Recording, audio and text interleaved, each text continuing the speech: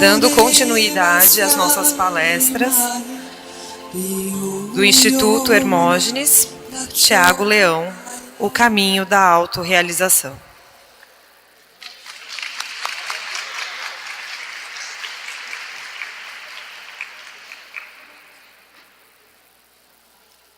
Gente, boa tarde. Namastê. Eu queria começar pedindo para a gente levantar um pouquinho, só para a gente sair um pouquinho da inércia. Então vamos fazer um exercício que a gente começa as aulas lá no Instituto, que a gente chama Sopro Ra, tá? Então a gente vai começar assim, eu vou tirar o microfone, mas dá para vocês verem. Relaxa, solta o corpo, solta o pescoço. Aí vira a palma da mão para frente e vai subindo, inspirando, buscando luz, energia, coisas boas. Segura um pouquinho e solta um grito mesmo, ó. Ha! Vamos fazer mais 2 vezes? Então a gente relaxa um pouquinho embaixo. Vira a palma da mão para frente. Inspira, buscando coisas boas. E quando soltar, solta o cansaço, o calor. Ha! Gente, pode gritar que não vai cair o ginásio não. Pode gritar mais alto. Vamos lá, mais uma vez. Inspira. Ha!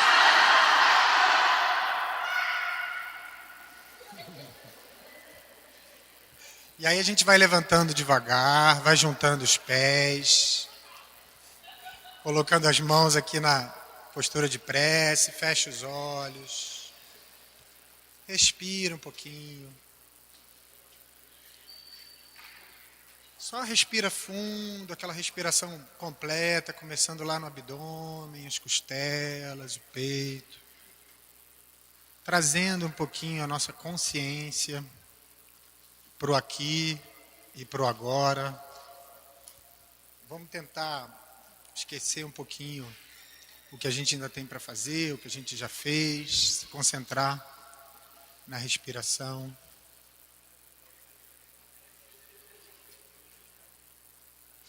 E vamos juntos, ainda de olhos fechados, inspirar e vibrar o mantra Om 3 vezes. Então vamos inspirar juntos.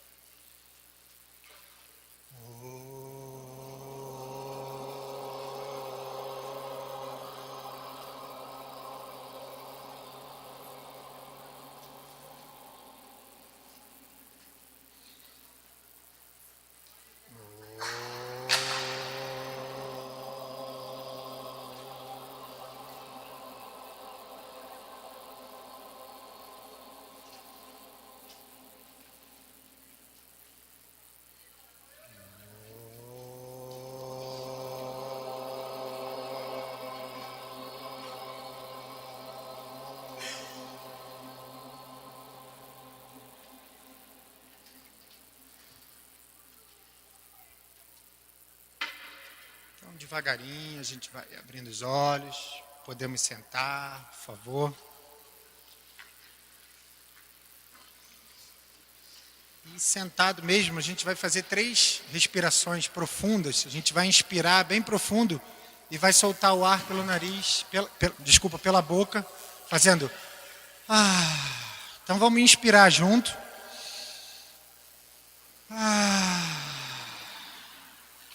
Vamos lá, todo mundo, mais uma vez, inspira.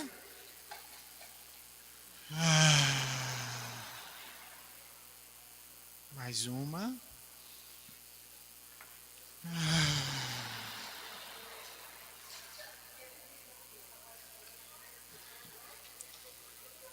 Então eu queria começar agradecendo o convite da professora Cláudia, do professor Didi, já estou íntimo, né? Didi.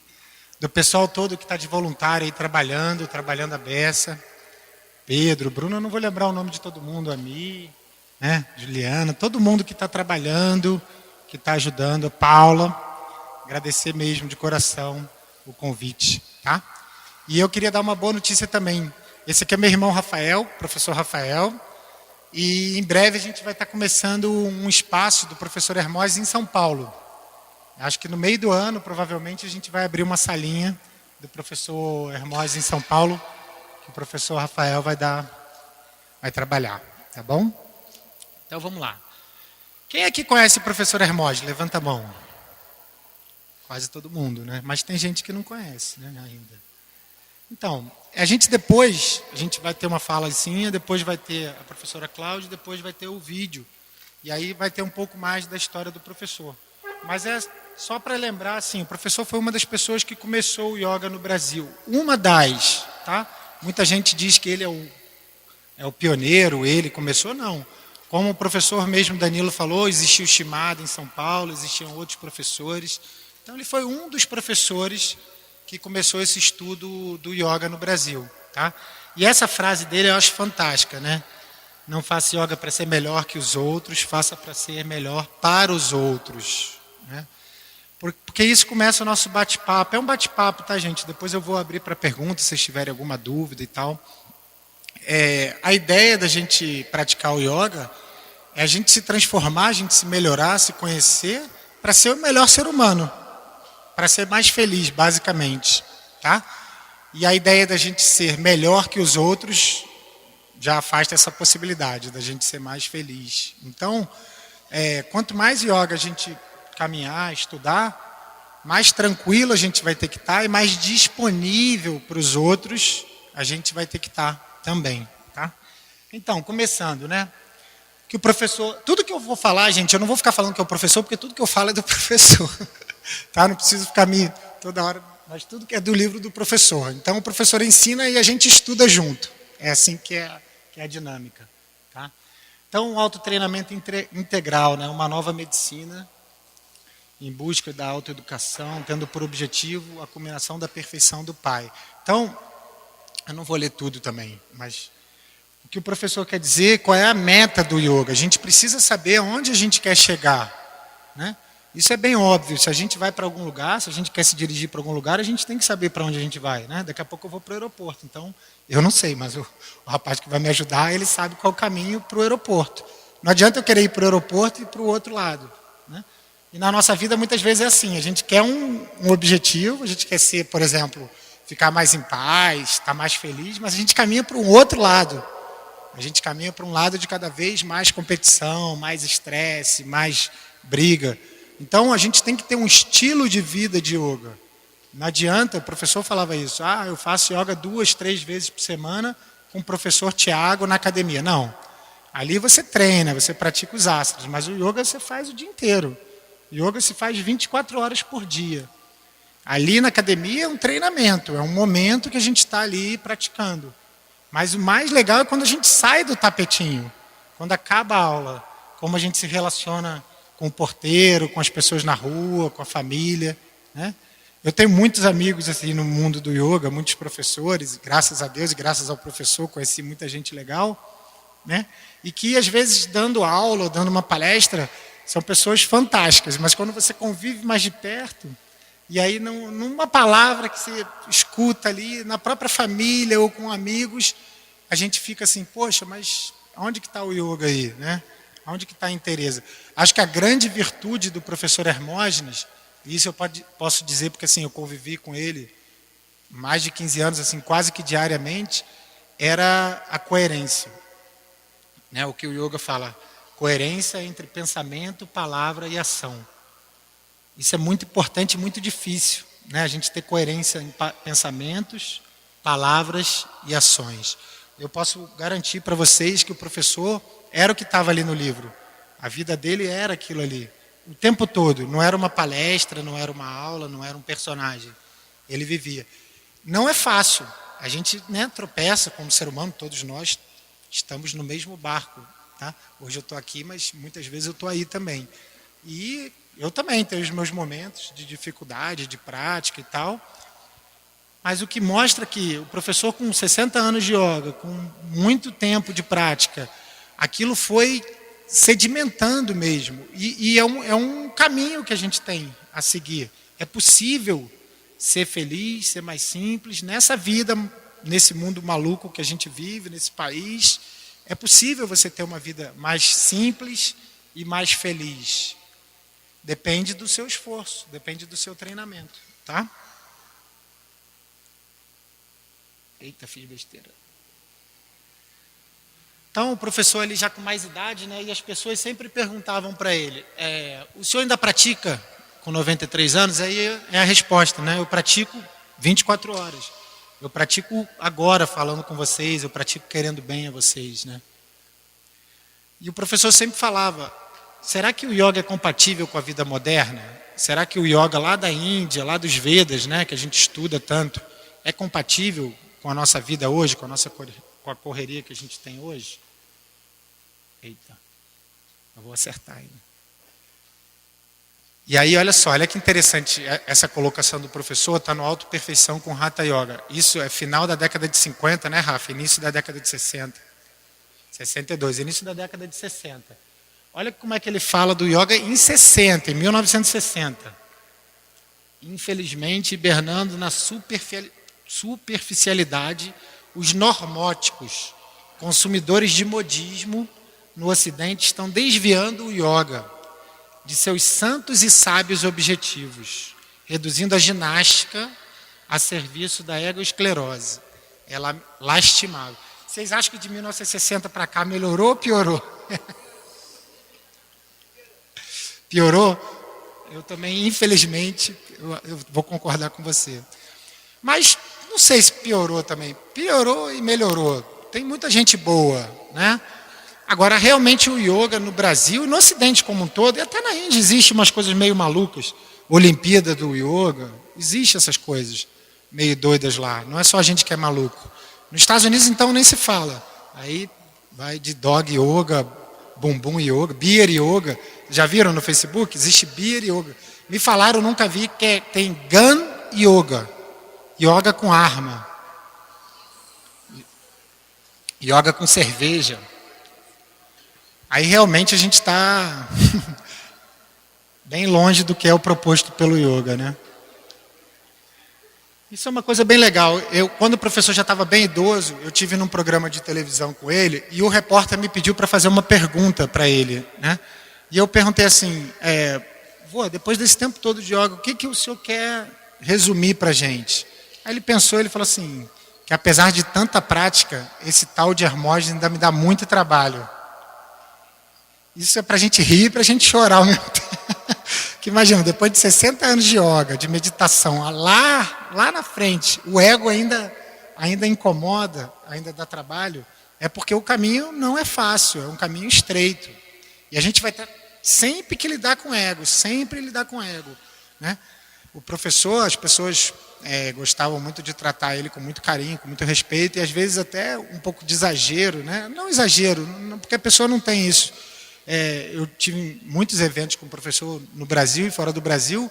Muitas pessoas vinham chorando assim, para o professor. Professor, o seu livro, Yoga para Nervosa, salvou a minha vida.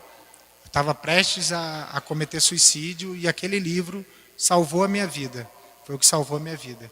E colocavam ele num patamar, né, de quase um santo, um guru e tal. E o professor não gostava disso. Ele falava, não, eu sou só um amigo que caminha mais tempo. Eu estou no yoga como vocês, aprendendo e tentando passar. Porque se a gente deixar, o ego cria um personagem. E esse personagem atrapalha a nossa caminhada. E o pior, é um ego espiritualizado. É um ego que usa japamala, é um ego que tem tatuagem de Shiva, é um ego com roupa de yoga, né? É o pior ego que tem. É a gente achar que a gente é melhor do que os outros porque a gente faz yoga e os outros não fazem yoga, né? E um termo, o professor gostava de criar alguns termos e escutar e adaptar. O egoesclerose, se eu não me engano, não foi ele que criou, foi um outro monge, mas ele usava. Egoesclerose, né, pelo nome dá para entender, né? Esclerose a gente sabe o que é, então é um enrijecimento do ego. O professor também ele era muito brincalhão, ele gostava de contar muita piada, né? Quem teve com ele aqui, amigo, conheceu também, sabe disso. E aí tem uma historinha que eu conto sobre a egoesclerose que é bem legal, né? Diz que estava no aeroporto, aquele caos assim, o avião atrasado, estava chovendo, tudo lotado, ninguém conseguia embarcar. E aí chegou um executivo lá, todo bonito, de terno, pasta e tal, chegou lá na frente do guichê e começou a brigar com a moça. Falou, porque eu tenho que ir para São Paulo agora, porque eu tenho uma reunião, porque senão eu vou perder milhões, eu tenho que entrar no avião agora, você dá um jeito. E a moça toda simpática, você me desculpe, mas eu não posso passar você na frente, está todo mundo aqui, tem senhoras, tem crianças, você vai ter que esperar. Aí ele falou, de repente ele soltou aquela frase, né, que as pessoas gostam. Você sabe com quem você está falando? Só que a menina era muito esperta, ela pegou o microfone e falou assim, gente, por favor, alguém na fila pode identificar esse senhor que ele não sabe quem é. Aí acabou com o cara, né? Então o ego é isso, eu sou filho de fulano, eu sou isso, eu sou doutor, eu sou médico, eu sou engenheiro, eu sou o cara, né? E eu posso passar por cima das outras pessoas. Então, muito cuidado com a egoesclerose, né? O professor alertava muito isso, a nossa mente ela é muito esperta, então ela dá uma volta para te convencer de que você está certo quando você está errado. Ele chamava de racionalização, você racionalizar uma situação para tentar provar uma coisa que está errado, mas você quer entender como certo. E a normose nos leva ao destresse, não está escrito errado não. O professor ele fazia uma separação, isso é lógico, é uma literatura, né, mais lá da década de 60. Quando começou a aparecer o estresse e o destresse, ele fazia uma diferença. Por quê? O estresse ele é natural do nosso corpo. A gente precisa do estresse. Por exemplo, para atravessar uma rua que vem um carro, você tem que correr, disparar para você chegar do outro lado. É o estresse que faz isso. Se você está num lugar tipo Rio de Janeiro, que anda meio perigoso, você anda na rua meio que estressado, olhando assim, não vai parar no sinal de bobeira, né? Não vai ficar com o celular. Então, aquilo ali te protege de alguma maneira. Então, o estresse, ele não é bom nem ruim. Ele é fisiológico, a gente precisa do estresse. E aí o professor dizia que o destresse é o distúrbio do estresse, é o estresse crônico. É você viver assim 24 horas por dia, como a população, me incluo nessa, do Rio de Janeiro. Mas é aquela história do leão, né? Imagina lá na época das cavernas, a gente saía para caçar, vinha um leão. Você não podia ficar pensando nem cantando mantra, você tinha que correr para tentar salvar. E aí você corria. O problema é quando a gente começa a criar os nossos leões. E a achar que tem um leão atrás de cada poste, de cada esquina, atrás da gente. E aí a gente vive correndo o dia inteiro, vive estressado o dia inteiro. Aí isso vai levar à doença. Isso já está mais do que comprovado, não preciso nem citar, né? Aqui muitos professores antes, Danilo, vários professores citaram essa relação do estresse com qualquer doença. Hoje até os médicos, eu faço um trabalho lá no Rio com pacientes oncológicos, de yoga terapia para pacientes oncológicos. Até os oncologistas, que os médicos acham, né, os médicos mais... Eles já dizem que até 80% dos casos de câncer é devido a hábitos de vida.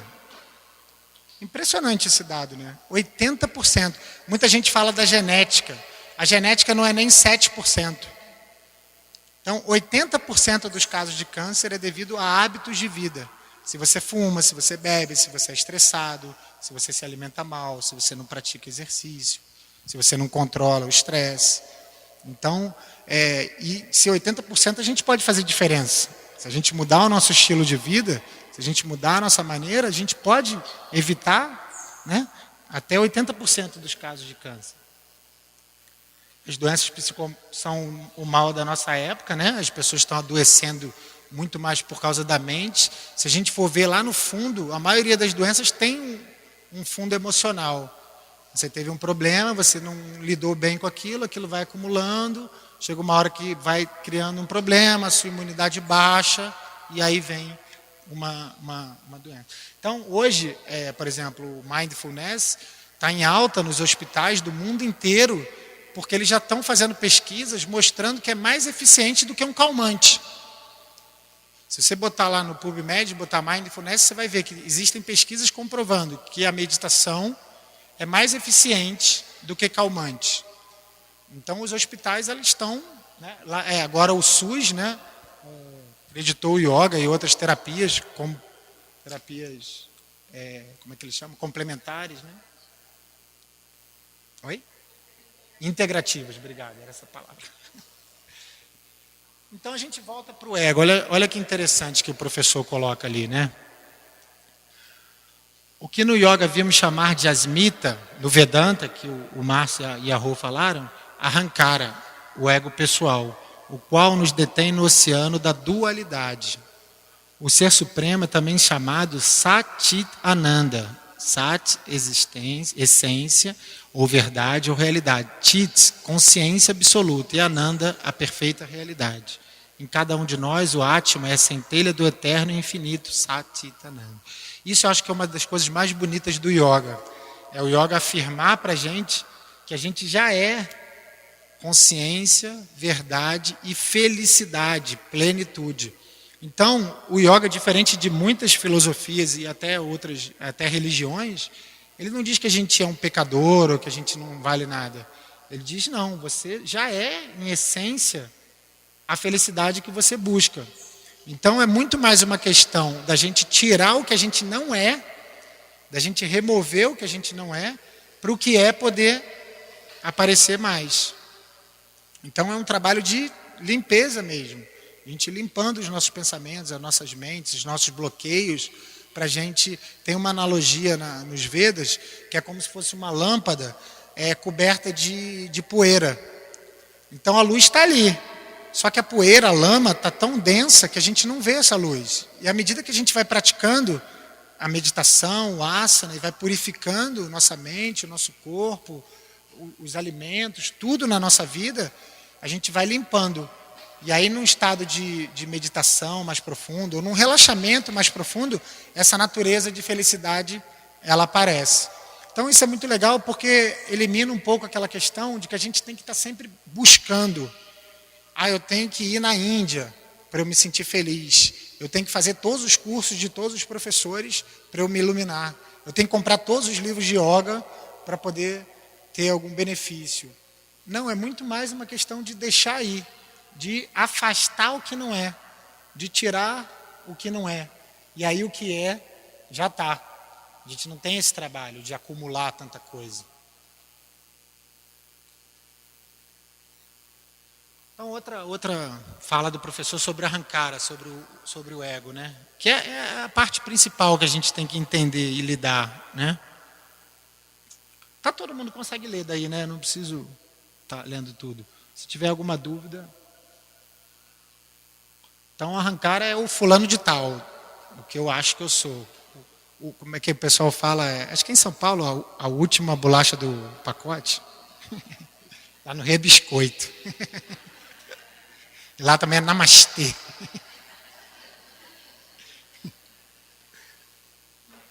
Então, aqui o professor... E aí, teve uma pergunta para o Andrés que eu achei legal, a questão do asana, né? Não é tirar a importância do asana. O asana é muito importante, tá? O professor fazia asanas difíceis, ele praticou, ele se dedicou. Eu faço, tento fazer também. Mas é não supervalorizar o asana, é diferente. Há uma diferença aí. Não é que a gente possa fazer yoga sem fazer asana. Então não é yoga. Tem asana. Quer dizer, pelo menos o Hatha Yoga, né? Vamos esclarecer. Tem que ter o asana. Mas o asana não é o principal. O asana é um instrumento. Então eu conheço professores que se dedicaram a 6, 7 horas de asanas por dia para chegar a uma performance absurda. E agora voltaram e falaram assim, mas aquilo que eu estava fazendo não era yoga. Onde que eu estava com a minha cabeça? Meu pé estava na minha cabeça, mas onde estava a minha cabeça? Porque assim, o professor também tinha uma brincadeira que eu achava um barato. Ele falava assim, se contorcionismo fosse sinal de iluminação, os chineses de circo era tudo iluminado. Aquele chinesinho do circo, né? Porque eles se dobram todo, vai lá, entra dentro de uma caixinha pequenininha, não é verdade? Poxa, ginástica olímpica, nado sincronizado, patins, essas meninas têm muito mais flexibilidade que a gente. Muito mais. Porque treinam horas e horas para ter aquela flexibilidade. Quer dizer que elas façam yoga? Pode ser que até alguma faça, mas a maioria não. Ela está lidando só com o corpo. Então, a questão do asana não é não fazer o asana, é não achar que o asana é tudo. É não parar no asana. né? Como a gente vê muita gente que ensina yoga só ensina postura. Não fala sobre yamas e niyamas, não fala sobre Yoga Sutra, não fala sobre Bhagavad Gita. Não, minha professora nunca falou isso, nunca ouvi falar isso. Eu vou lá, ela fala um nome esquisito, eu faço lá e vou embora. Né? A maioria ainda dos espaços, a maioria não sei, isso é um chute, mas muita gente trabalha o yoga como uma ginástica esquisita. Você vai lá, faz uma ginástica esquisita, né? E faz efeito, para o corpo faz efeito. Mas o professor dizia que é a mesma coisa que você comer a casca da banana e jogar a banana fora. Você fazer o yoga só para fazer asana é um desperdício total. Então, aquilo que a gente está falando, né? Vida moderna e yoga, correria, né? Na vida moderna, competição, distrações. O yoga leva a gente para o equilíbrio, concentração, serenidade. Então, acho que na vida moderna, não é que o yoga cabe ou não, o yoga é essencial. É praticamente impossível a gente conseguir levar uma vida saudável sem uma prática que consiga te acalmar, consiga te trazer para o eixo. Né? Então, muita gente trabalha hoje em dia 12, 14 horas por dia. Né? E aí o que sobra? Tem que dividir para a família, para comer, para se deslocar, para dormir, para ter lazer. Aí realmente fica um jogo muito desequilibrado. Né? O professor cita as escrituras que a gente deveria ter tempo para a gente, para o nosso trabalho, para a produção, dedicar um tempo a Deus, alguma forma de meditação, oração, yoga, dedicar um tempo ao próximo e dedicar um tempo ao seu descanso. Então, o nosso dia deveria ser dividido. Nas escrituras, eles falam em 4 tempos iguais. Você imagina, 6 horas para trabalhar, 6 horas para fazer as orações, yoga, meditação, 6 horas para um trabalho voluntário, karma yoga, e 6 horas para descansar. É lógico que para a nossa realidade hoje isso não é possível. Mas a gente deveria trabalhar esses 4 aspectos no nosso dia. Né? Senão a gente fica muito focado só no nosso umbigo, nos nossos problemas.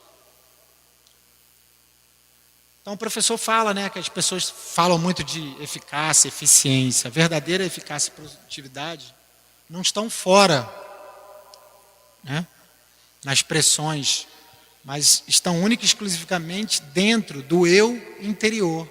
Então a gente só vai conseguir fazer uma coisa direito se a gente está presente. Né, o mindfulness, a atenção plena. Se a gente está ali. Essa coisa que a gente pensa hoje em dia, que a gente faz 1000 coisas ao mesmo tempo, é balela. Já está provado cientificamente que não faz.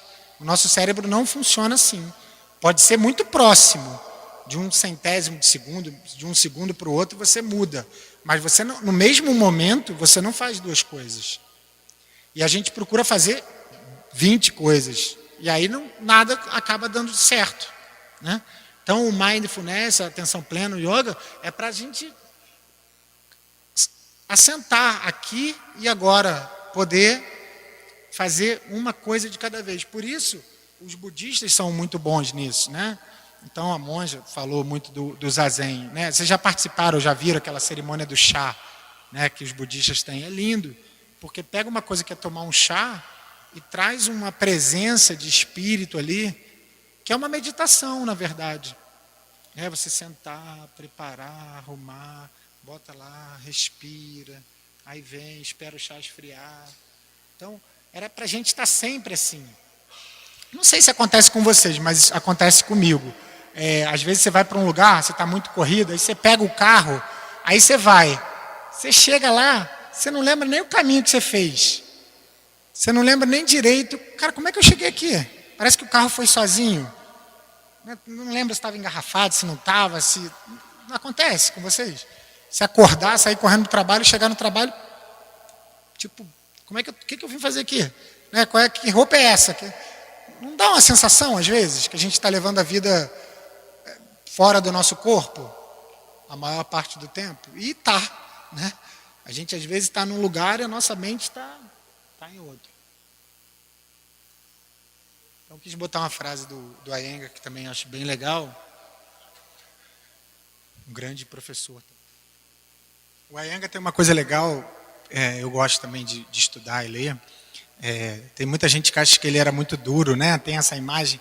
Eu li no livro dele, acho que foi a Árvore da Vida, não sei qual foi, que ele contava que foi um personagem que ele criou para dar aula, porque ele era casado e recém-casado. E ele dava aula para mulheres. Na Índia isso já era complicado, dar aula, um homem dando aula para mulheres. E aí que ele queria manter um distanciamento, né, para ser uma coisa segura para ele, para a aluna e para a esposa dele. E aí ele criou, mas dizem que ele era extremamente devocional nas práticas dele, de puja, de asana. Então, eu acho interessante, né? A gente tem uma visão, às vezes, muito pequena do todo. Né? A gente costuma pegar um pedacinho e falar, não, o Iyengar era assim. Mas, de repente, por dentro, não era. Né? Também outras pessoas falam muito baixinho, muito suave, são muito bonitinhos e tal, muito zen. Aí chega, derrama ali um café e solta logo um palavrão. Às vezes vem na mente, né? Mas a gente segura na língua. Mas tem gente que às vezes tropeça. Porque não é fácil. Essa também é uma definição do Yoga da Gita, né? A perfeição na ação. Então não é mover-se muito, mas mover-se bem.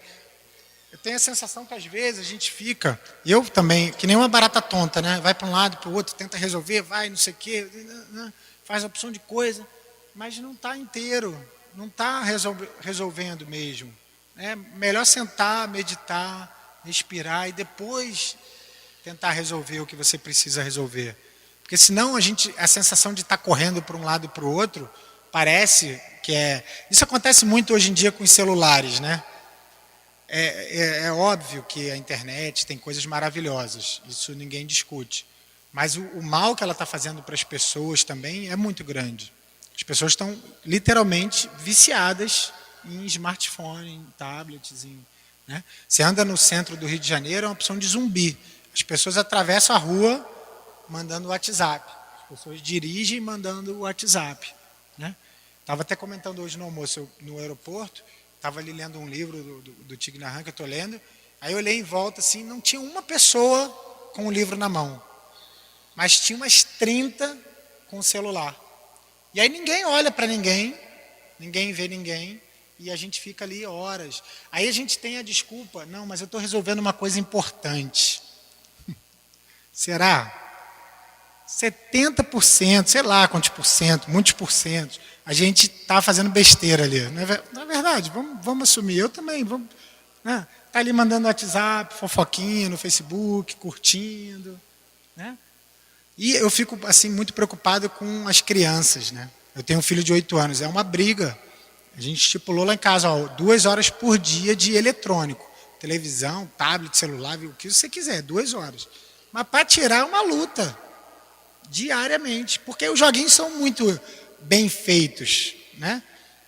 Eu até brinco, imagina, um garoto que vai jogar bola, digamos que ele não jogue bola muito bem, aí ele vai para o videogame, ele é o Neymar, ele é o Messi, aí ele vai jogar bola na rua, tadinho, ele é o Pereba, ele é o ruinzão, aí ele não vai querer jogar, ele vai querer ficar no videogame, né? E aí a realidade virtual vai se tornando mais interessante do que a vida real. Então, hoje, todo mundo já deve saber, existem clínicas de desintoxicação para smartphone. Pessoas que se internam para ficar longe do celular. Isso é muito sério, gente. A gente tem que refletir, ainda mais a gente, né, do meio do yoga, que tem muito, acredito, tem professores aqui, alunos. A gente tem que ir se disciplinando também, para a gente poder... O professor tinha um pensamento que eu não vou lembrar exatamente, mas era assim, às vezes o que te distrai, te destrói. Então, às vezes a gente pensa assim, eu vou me distrair, vou ver televisão. Pelo amor de Deus, né? O conteúdo da nossa televisão, tirando raras exceções, é só porcaria, né? E aí, em vez da gente estar praticando, meditando, ajudando alguém, a gente está vendo novela. Então, às vezes a gente, não tenho tempo, mas é uma questão da gente colocar algumas prioridades na nossa vida, né? Uma dica assim, que eu dou para vocês, que eu fiz ano passado, tem até um professor, não sei se ele está aqui agora, o curso do Vipassana, de meditação. Quem aqui já fez Vipassana? Já tem uma galera. Então, é um curso, eu fiz ano passado também, amei, assim. Você fica 10 dias em silêncio, sem celular, sem livro, sem foto, sem telefonema, sem nada, meditando às vezes não, todos os dias, 10 horas por dia, em períodos mais ou menos de 1 hora, no máximo 1 hora e meia. Mas eu vou falar para vocês, ou você surta, porque tem alguns que surtam, ou é transformador. Assim, você ficar 10 dias sem pronunciar uma palavra, sem ter nenhum estímulo e lidando com você mesmo. Eu não aconselho a todo mundo, porque assim, uma pessoa que chega lá e cai de paraquedas, nunca meditou, não tem talvez seja uma coisa muito dura. Mas para quem já tem algum caminho, que já pratica alguma meditação, que quer se aprofundar, acho que todo mundo que fez tem essas experiências, vem coisas, aparecem coisas do nosso inconsciente lá dos vasanas, né, dos sanskaras, que são as nossas tendências passadas, que você nem sabia mais que tinha, mas que aparece ali na meditação e você tem que lidar com aquilo ali. Então, quem nunca fez o Vipassana, eles são muito sérios, assim, lá no Rio, Miguel Pereira, acho que aqui em São Paulo já tem também, né?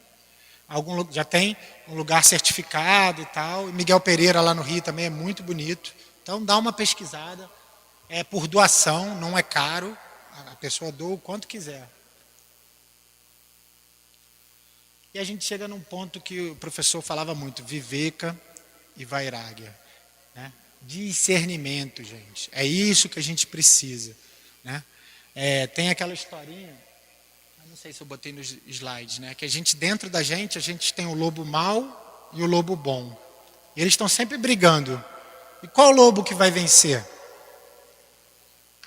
O que a gente alimentar, o que a gente der comida, né? A gente tem as tendências difíceis, complicadas e tal, e a gente tem as nossas boas. E qual lado vai vencer? Sempre o que a gente alimentar, o que a gente der força. Então, a gente está sempre com discernimento, fazendo escolhas. O tempo todo na nossa vida são escolhas.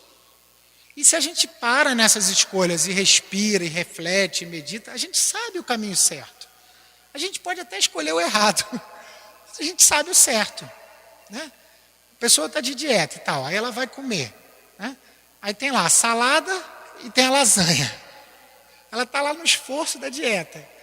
Aí ela pode escolher a lasanha, mas ela sabe que o que ela deveria era salada, né? Isso em tudo. O nosso guru interno, a nossa consciência, ela sabe o que é certo e o que é errado. A gente pode optar pelo que não está certo, mas não falar, não sabia. Não, a gente tem discernimento, a gente pode escolher. Aquela história, né? Não temos tempo ou a gente não quer se aprofundar. Então, Atma Vichara. Atma é essa centelha. Vichara é investigação. A gente está sempre se perguntando, né? Vocês já ouviram falar também do Ramana Maharishi, um sábio da Índia. A prática deles era só quem sou eu. Ele meditava durante horas, dias, quem sou eu. Eu não sou o meu corpo, eu não sou meus pensamentos, eu não sou minhas emoções. Quem sou eu? O que fica? Né? O que está além disso tudo? Eu também não sei. Também estou pesquisando. Mas dizem, né, os mestres, que a nossa consciência está além dos pensamentos, além da mente. Que o Atma, a consciência, aquele ser lá, Satchitananda, está iluminando. Então, quando eu falo meus pensamentos, minha mente, já é uma prova de que eu não sou o pensamento, eu não sou a mente. Senão eu poderia dizer eu pensamento, eu mente. A minha mente. Quem é o dono dessa mente? O meu pensamento. Quem é o dono desse pensamento? É essas perguntas que o yoga quer te levar. É essas perguntas que são essenciais para a nossa vida. Tá?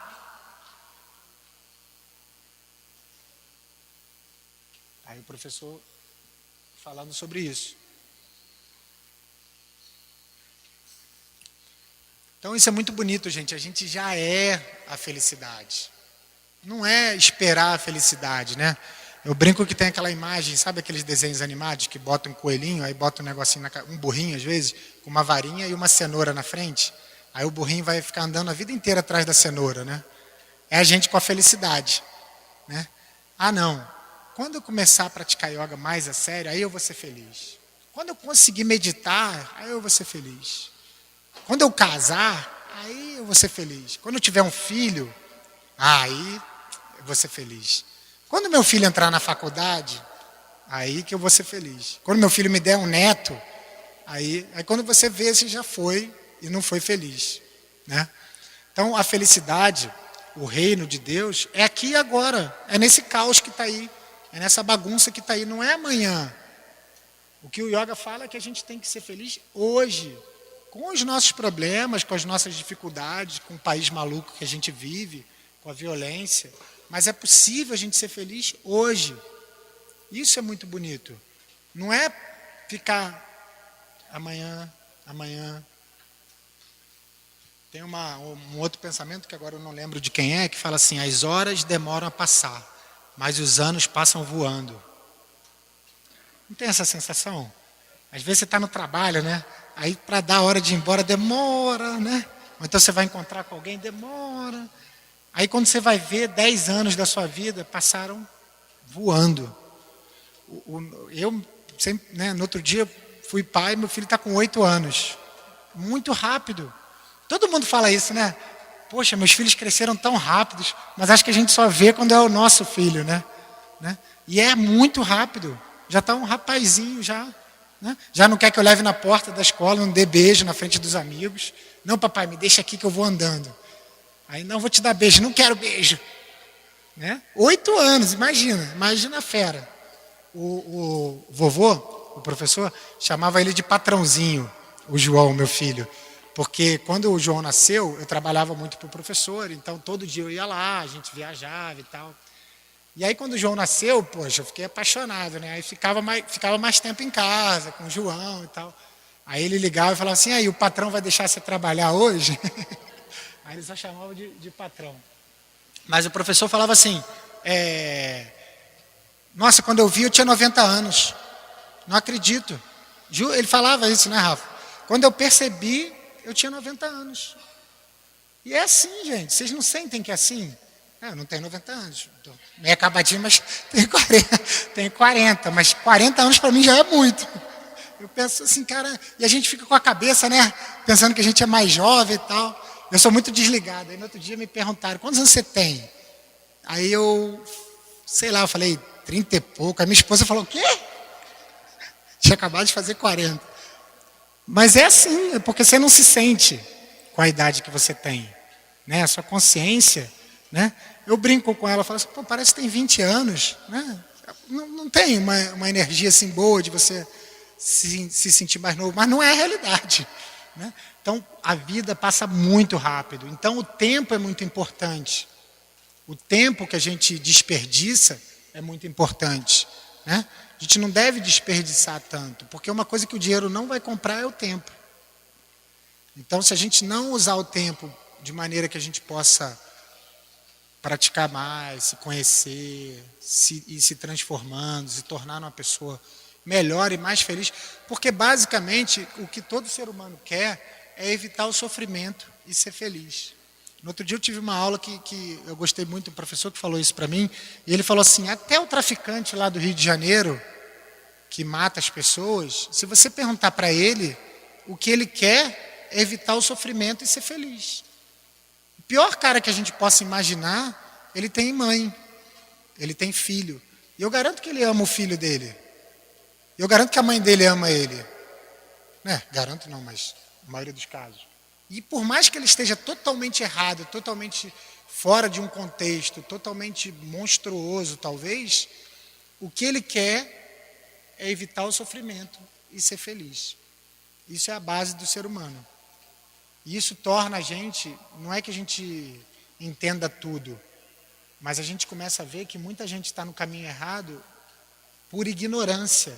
E não porque é mal de natureza, e não porque é um monstro. É porque está totalmente errado do caminho. Mas a essência dessa pessoa é a mesma essência nossa. O Atma nessa pessoa, a luz dessa pessoa, é a mesma luz que está na gente. Ela só fez as escolhas erradas, ela está indo para um caminho errado. Tá? Então isso é muito importante. O que a gente quer é evitar o sofrimento e ser feliz. E aí, viver que anda com vairagya, né? São as duas asas. Se a gente tem discernimento, a gente procura o desapego. Por que o desapego? Porque a gente se apegar às coisas é saber que vai sofrer, porque as coisas estão sempre mudando. Né? O Buda falava muito do desapego. Né? O que ele dizia é que a gente começa numa sensação e a gente já se apega, a gente rotula. Isso eu gosto, isso eu não gosto. Apego e aversão. Então eu me apego a tudo que eu gosto e eu tenho aversão a tudo que eu não gosto. Então a gente não deve ser tão reativo, porque as coisas mudam. Hoje está um sol, um calor, amanhã está chovendo e está frio. Aí hoje a gente vai reclamar do calor e amanhã a gente vai reclamar do frio, da chuva. E depois vai reclamar, e a vida vai assim. Só que a natureza, como tudo, nada é permanente, está tudo mudando o tempo todo. Então a gente se apegar a alguém, se apegar a alguma coisa, se apegar a uma instituição, é a gente saber que em um momento a gente vai ter uma desilusão. Em algum momento a gente vai sofrer. Então eu trouxe para compartilhar com vocês um pouquinho da vida do professor, assim, em termos de sadhana, né? Porque o sadhana, a disciplina, a gente ter uma rotina, é o que vai fazer diferença na nossa vida do yoga, tá? Quando a gente começa a estudar o yoga, a gente tem que criar um sadhana. Não precisa ser um sadhana dificílimo, né? De muitas horas de meditação, muitas horas de asana, muitas horas. Não. Shivananda é um professor que eu gosto muito, da Índia. Ele falava que era yoga do pouco. Um pouco de asana, um pouco de meditação, um pouco de serviço ao próximo, um pouco de cantar mantra. Se você fizer um pouco de cada, você já vai preencher muita coisa. Mas a gente não pode se dedicar só ao asana e esquecer o resto. Então o professor, ele vivia isso. Era isso que era a prática dele, né? Silêncio, não violência, o serviço seva, né? O karma yoga, pranayama, caminhada, exercício físico.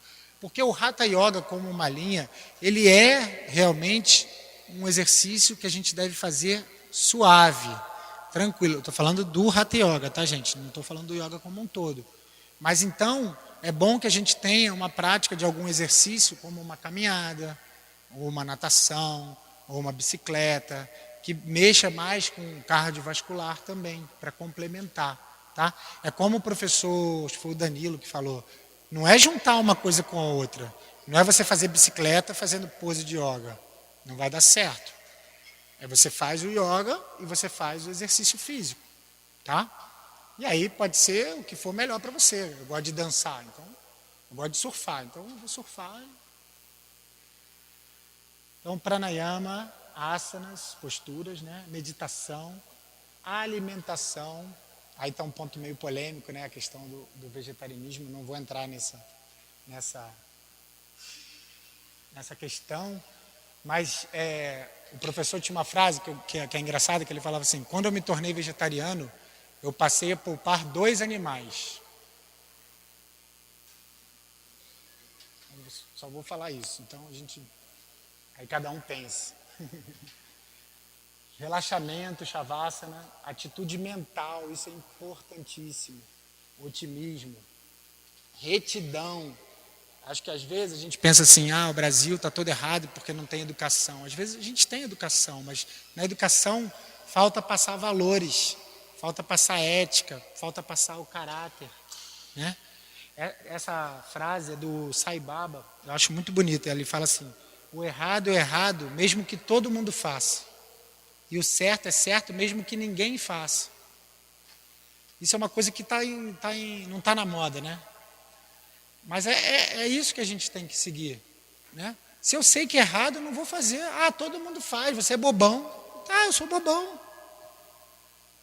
Porque senão é muito fácil. Todo mundo aqui no Brasil é assim, ninguém faz. E aí depois reclama. Os políticos são corruptos, os políticos que estão roubando. Né?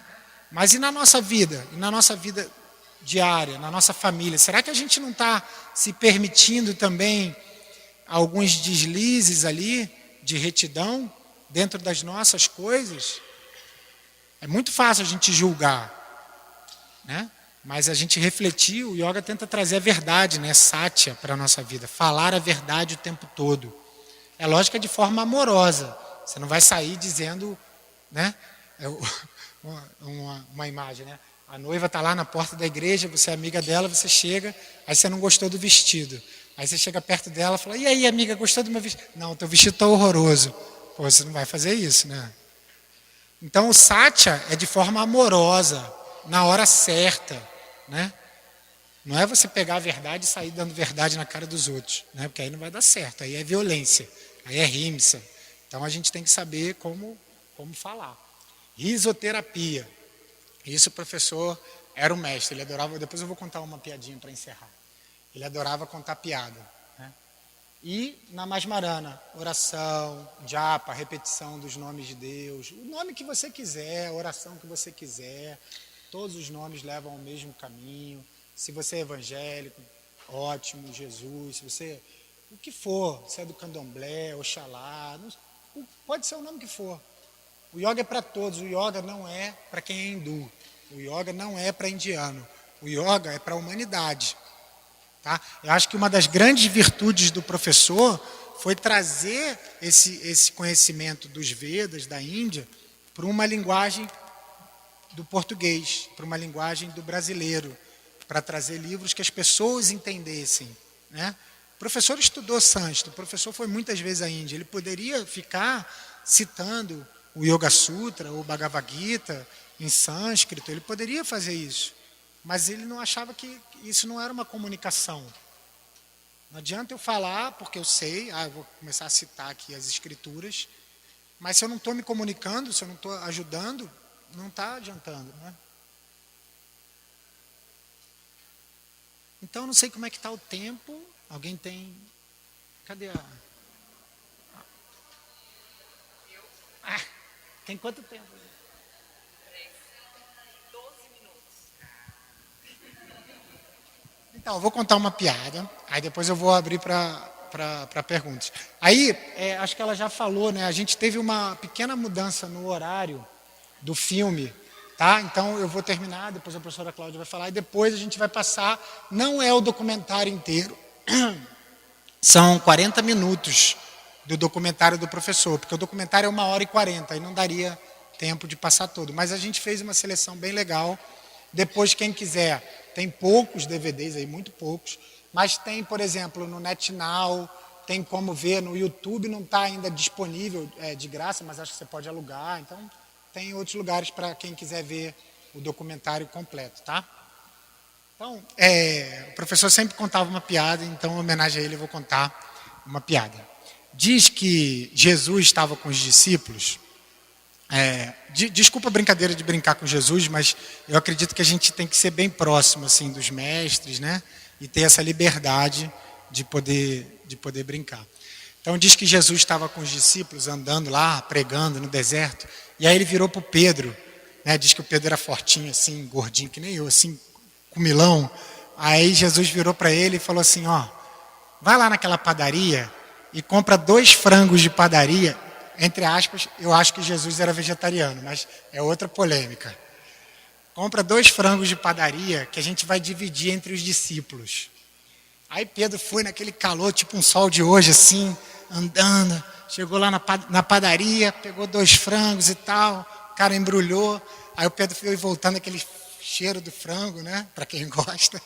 Aí o Pedro virou e falou assim, eu vou abrir aqui, vou pegar uma coxinha de cada um e ninguém vai perceber nada. Aí abriu, comeu, aí foi levar para Jesus, né? Aí levou para Jesus, embrulhou tudo, botou lá o durex no lugar e tal, entregou para Jesus. Aí Jesus abriu o frango para dividir com todo mundo. Aí virou e falou assim, tem alguma coisa errada aqui. Eu já conheci o Pedro, né? Chama o Pedro. Aí o Pedro já veio todo cabisbaixo. Aí Jesus, Pedro, tu não está achando que está errado isso aqui, não? Tem alguma coisa errada com esses frangos. Aí o Pedro, esperto, né? Falou, não, mestre, aqui nessa região, as galinhas, elas só têm uma patinha. Olha lá, aí as galinhas estavam dormindo. Diz que galinha quando dorme, né, quem já foi na roça, recolhe uma e fica equilibrada, né? E aí, olha lá, elas só tem uma coxinha mesmo aqui. Aí Jesus olhou para um lado, olhou para o outro. Aí fez... Aí as galinhas... Pó, pó, pó, pó, pó, pó, pó. Aí ele olhou para o Pedro e o Pedro... Mais um milagrinho, hein?